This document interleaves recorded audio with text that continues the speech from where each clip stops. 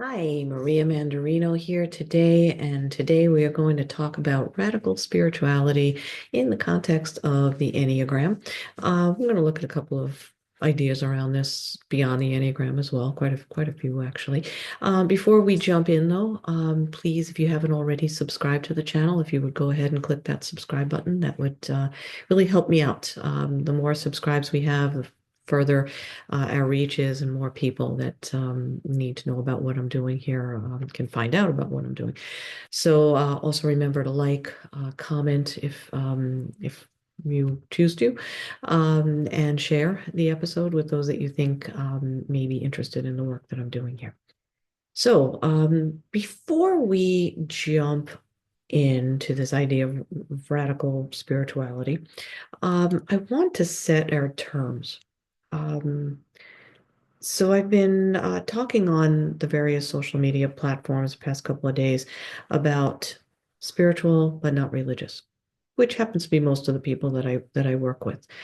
It's also a phrase that sometimes can make me bristle because I feel that it can be used as armor.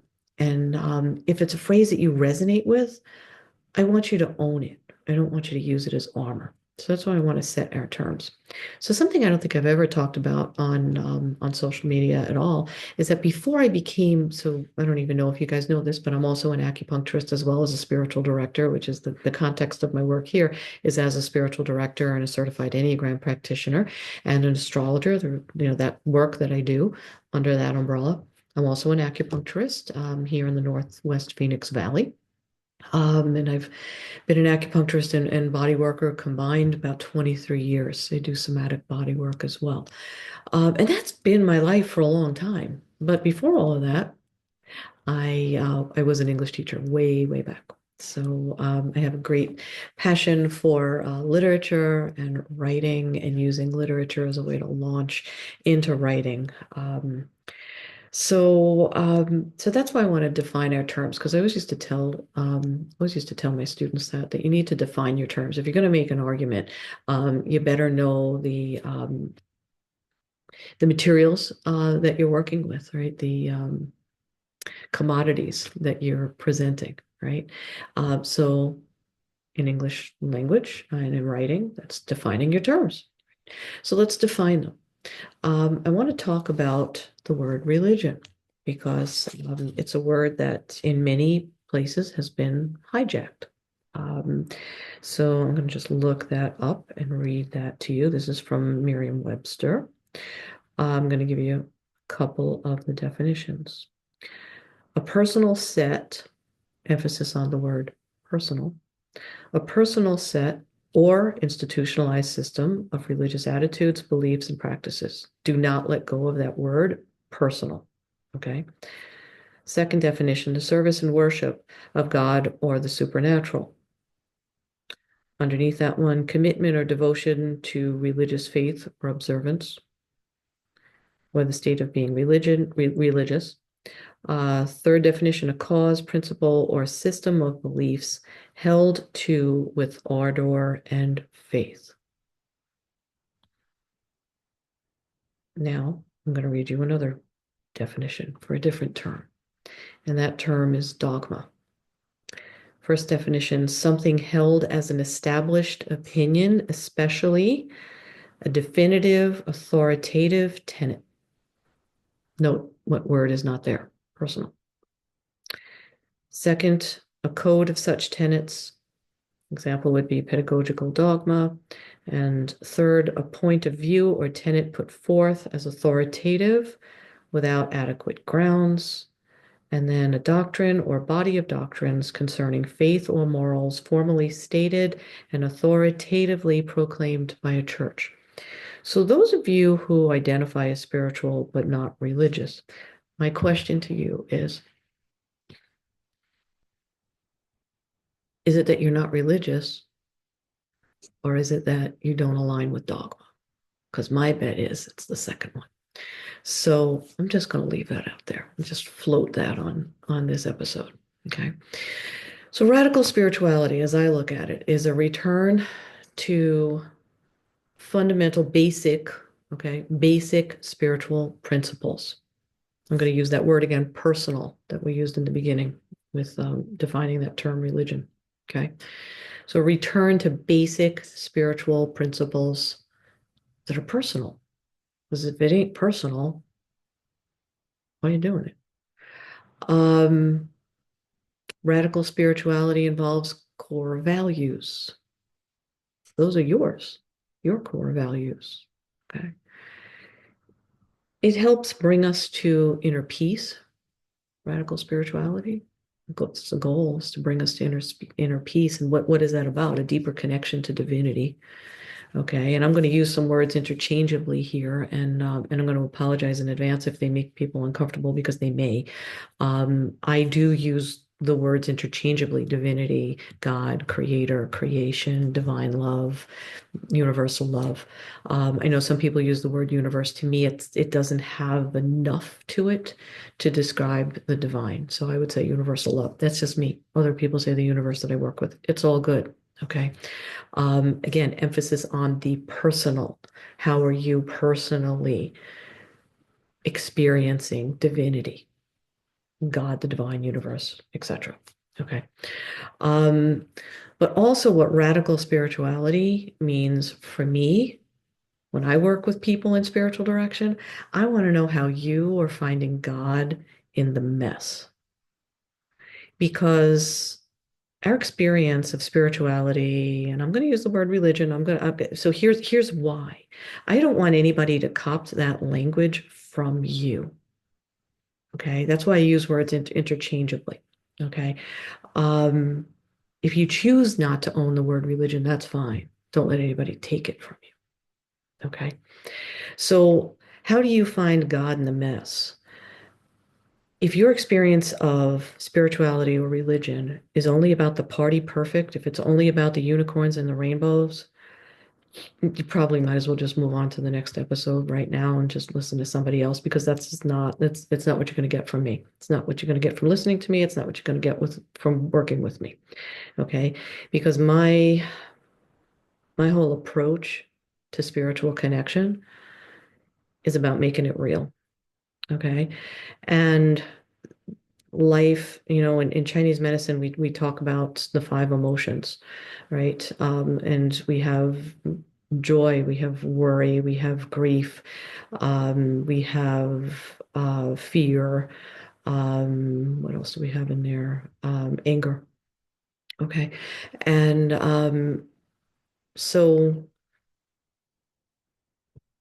back to the joy part, right? We have celebrations in life, and then we have these other feelings, all the other things that come up that make us human, the grief, the worry, the fear, the anger, right? And the various shades of all of those things, right? Because it's not just those things, it's kind of like degrees of anger, frustration, grief, it's a whole ball of twine, right? Emotions. So, but if you're just looking at the joy, which by the way, in Chinese medicine, we consider a pathology, but it's a whole other rabbit hole. The optimal state of health is said to be contentment. Emotional health is contentment. So yeah. So how are you finding the divine? How are you finding divine love, consciousness, God in the mess? And that's a question that I ask often because it's another phrase I like, that is how we dance with divinity.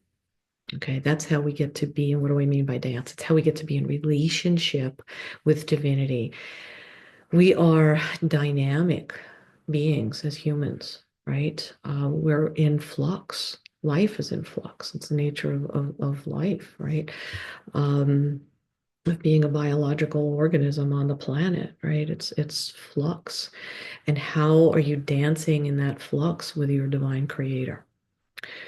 How are you in relationship with that? So that for me, it's one of the ways the Enneagram comes into radical spirituality for me, because you need to know yourself before you can be in relationship with, and this is a word from my training as a spiritual director. which was Benedictine founded, where I began my training. I've certainly taken it in new directions, but the foundation of my training as a spiritual director is Benedictine, and we talk about being in relationship with the beloved. And what does that mean? God, the universe, eternal love, divine love. Okay, get the picture where I'm going. So, so we should be in relationship with divinity. And what does that get to look like? So how can you be in relationship with anyone in your life, right? If you don't know yourself, right? So the Enneagram, what is the Enneagram? It's a personality typing system, 9 types. We lead with one, and it's one of the best ways I know. I certainly will never say it's the only way to know yourself and to be in better relationship with yourself, which means you're in better relationship with everything and everyone around you. Okay. If you don't know what your own needs are, if you don't know what your own motivations are, if you don't know why you're responding to your triggers the way you are, how can you possibly be in a healthy relationship with anyone in your life, including God? Okay. Radical spirituality. Know your Enneagram. Work your Enneagram. Don't just know your type. Don't just know your label because it ain't about a label. It's about where you're going to dig in. How are you going to excavate into, again, your motivations, your triggers, your shadow, why you're doing what you're doing day after day after day, the same behaviors, maybe the same relationships, um, it just kind of feels like, that movie Groundhog's Day, right? You just keep hitting the reset button, and you keep doing the same thing every day. Well, the Enneagram can get you out of that Groundhog's Day experience, right? So you can get into more meaningful, more radical of a relationship with your divinity. So that's how the Enneagram can come into this. It's a fantastic tool. Again, not the only one, but a fantastic tool for self-awareness. How you work the Enneagram in my practice we'll look at your astrological chart because it tells us what the astrological weather is in your life right now. What are the themes that are hitting in your life? Where does your Enneagram come into that theme? How are you going to uniquely respond to that planet being in this house at this moment, right? So that's how it gets to look in my practice. So, what I do want to also toss out is this idea of constancy. There's, well, there are many constancies in life, astrology being one of them. Any pattern is a constancy. We look at design and things, the things that we can begin to predict. And this is the language of the divine. This is God's language. Patterns. I've said this in other episodes. Patterns are the language of the divine. The divine doesn't speak the way we do as humans, right? Much more subtle, beautiful, metaphorical type of language, right? So God is a constant. Divinity is a constant. Again, astrology is a constant. Any pattern-based system, Enneagram, Chinese medicine, 5 elements, the list is endless, right? Um, Anything based on patterns is a constant. Love is a constant. Um, and love is present in all that is, which is another way of saying that God is love. Divinity is love. So now I want to go into another direction. This is a quote. It's one of my favorite theological quotes. It's a little, well, I don't know how familiar it is to people, but Phyllis Tickle was a theologian. She recently passed away, I think, in the last year. And she is responsible for the quote that God is the shit and the fan. It's one of my favorite quotes about spirituality. And it's shocking because it's kind of funny, to hear, right? And it does shock people, and that's kind of why I threw it into this episode on radical spirituality, because I think that kind of, shock, an idea that's shocking, language that's shocking about divinity, right? Because if you've been to church, you've probably never heard that one coming at you from the pulpit. But God is the shit in the fan. So what does that mean? What does it mean? I'll tell you what it means to me is God's in the mess. God is the mess. God's part of the mess. God's asking us to meet her in the mess. And yes, I did say her. Okay. And I use that interchangeably too, because God isn't a white-haired man on top of a mountain or in a cloud or, wherever else we might want to put him, her. So yeah, it's radical spirituality and this idea of God being in the mess and God being the shit and the fan. It's a brutally honest evaluation of your spirituality. When people come to me, quite often they are in the midst of some kind of mess, some kind of transition that's new and painful and disorienting and spiritually disorienting. That's why they come to me. Um, so yeah, it's this brutally honest assessment, and it requires bravery, I think, to say, where in this mess am I going to be brave enough to be vulnerable, to be in relationship with my creator? And it's a phrase that refuses to sanitize divinity, which I think is all too often what people object to about religion. This idea that it all has to be sanitized and sanctified. Um, Real spirituality isn't. It just isn't. What relationship is that all the time, right? Um, and if we're sanitizing divinity, I think it's that party perfect idea of what God is supposed to be in our lives.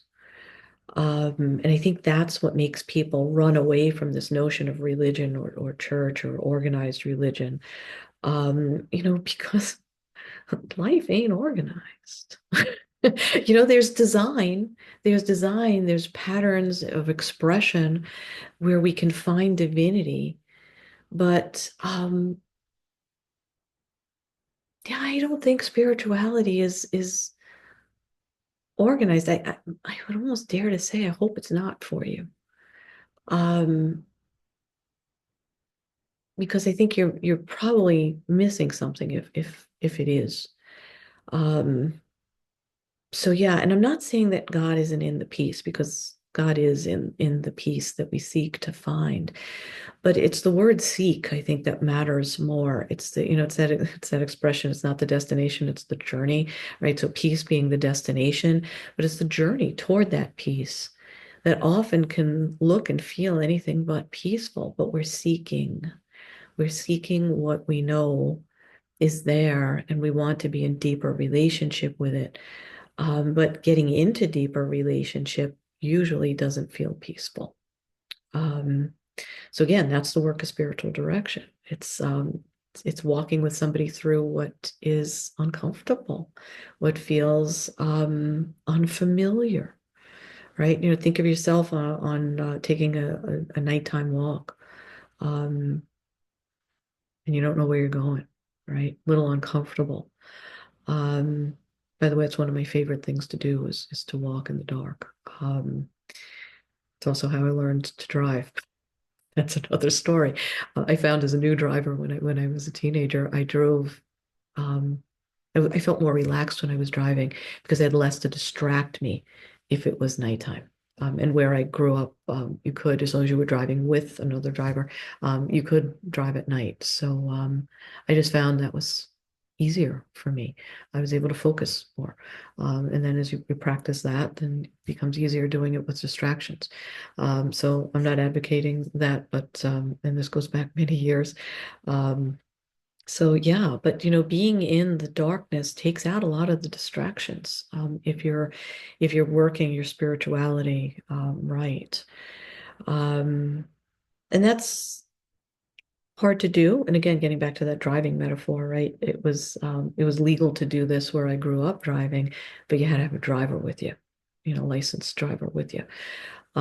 So I think spirituality can be the same way. I know it can because I've done it both ways myself. I've done the hard stuff alone and I've done the hard stuff with a spiritual director. And man, I take the spiritual director every day of the week over doing it alone.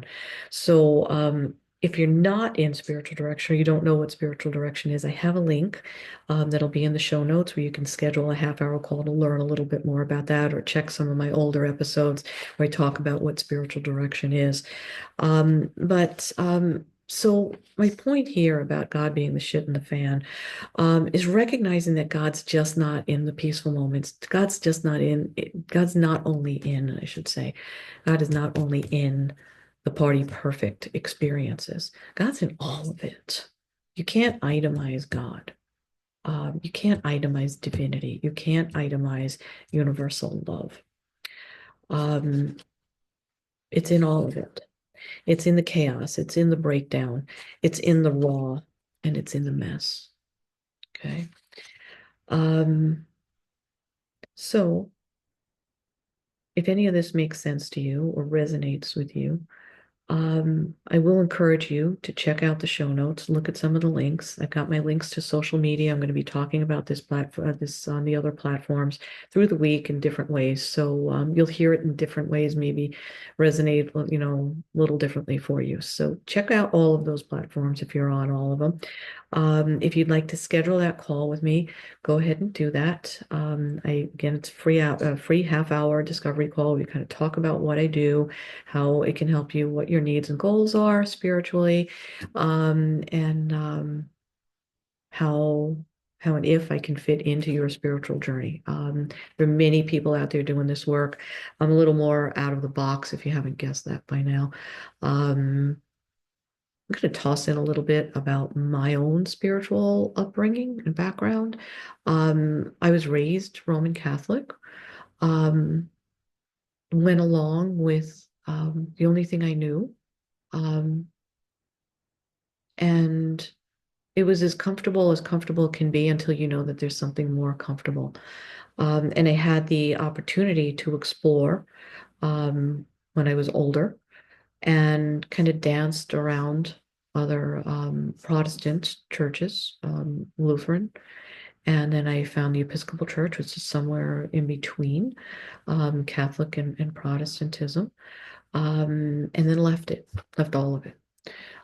Danced in and out of it through my 30s and my 40s, and then came back to the Episcopal Church years later, um, and completely found what I didn't even understand was missing for me.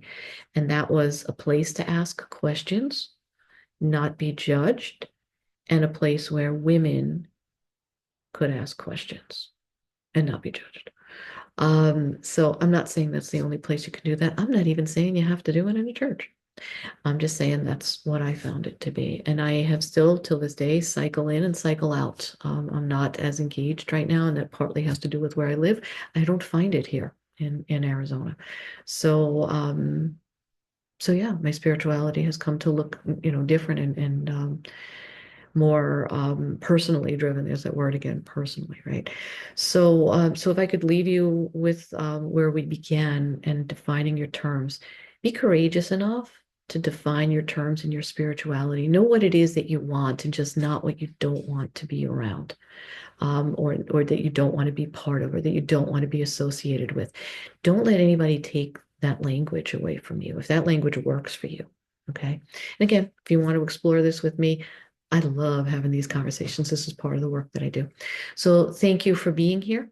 I'll see you next time. Again, check me out on the other platforms because this conversation is going to be continuing in various shades this week. All right. Thanks again. Remember to subscribe, comment, like, and share. Do all the things. Thanks again for being here. See you next time. Bye.